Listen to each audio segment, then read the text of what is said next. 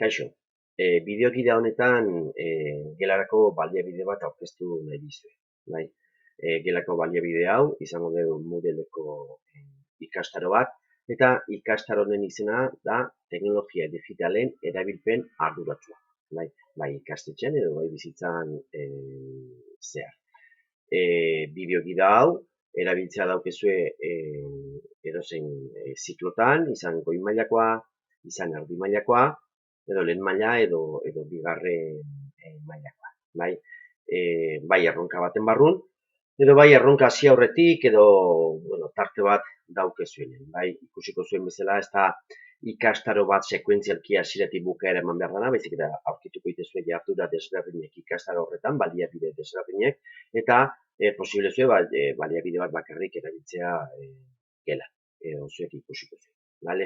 Orduan, erabilera arduratsutaz aigianen, kasu honetan bertara sartuko zate modelea, ikastetxeko modelea, hasierako prestakuntza izeneko kategoriara, bai?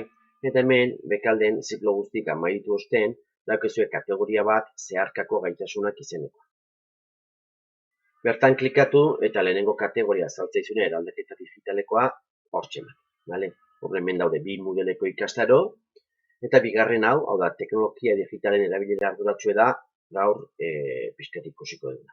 Hau klikatzea bali mazue, irikiko zaigu ikastaro bat, Moodleko ikastaro bat, edo zinek sar daiteke barkatu bertara, gonbidatu gisa.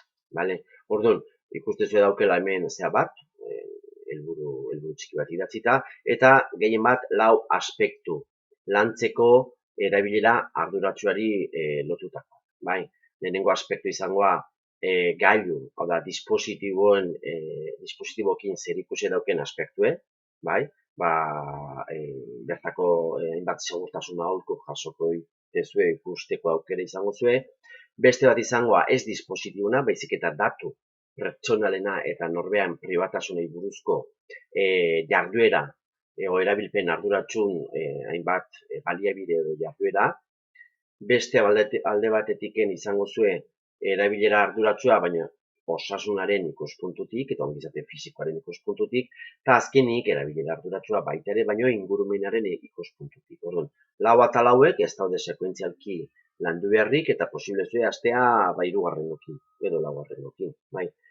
Denak egitura berdina da, klikatze bali bat aurrenen gontan, beti daukezue aholku batzuk, esaldi batzuk, oso orokorrak, pixkat pentsarazte diguenak, dauzkezue beltzez jarrita esaldi egin hitzgako, eta gero hemen beran hainbat baliabide kontzeptu hori lantzeko, gailu eta eduki digitalen babesai buruzko hainbat baliabide. Hemen adibidez dakozue webgune bat, bi infografia, bideo bat, beste webgune bat, adibidez infografia honetan, infografia da gaizkilek nola jokatzen dute paseitz bat erasotzeko, aurkituko zineke infografia bat, gelan edo pixkan lantzeko.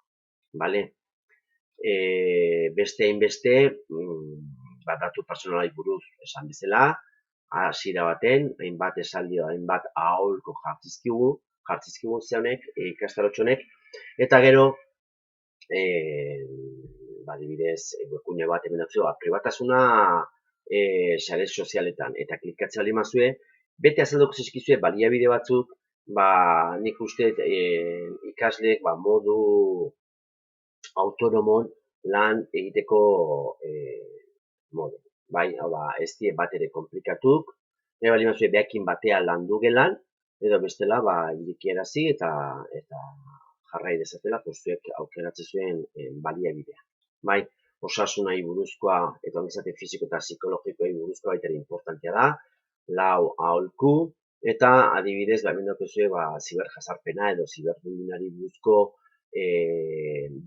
prebenitzeko bi baliabide. Teknoadizioi buruzko beste webgune bat, eta adibidez, hemen daukezue baita ere, bista zaintzeko, oso importantea baita ere, bideo zerrenda bat, klikatuko dugu, eta klikatze bali mazue, azalduko zizkizue, hainbat bideo, bista hobeto zaintzeko pantalla aurren jartzean. Eta azkenengo aspektu erabilera arduratsu honi lotutakoa izango litzeke teknologia digitalak eta ingurumena. Bai, orduan dauzkazu hemen baita ere hainbat aholku eta hemen hiru baliabide, gehitzen joango naizen, gehitzen edo aldatzen, batzuk kendu edo beste berri batzuk jartzen, baina hemen dauzue adibidez bideo bat, gelan jartzeko, adibidez denantzako, hondakin elektronikoa gure mundua kaltetzen ari dira. Pixkat sentsibilizazio kanpaina bat bultzatu nahi baldin badegola, hainbat baliabide izango dituzte.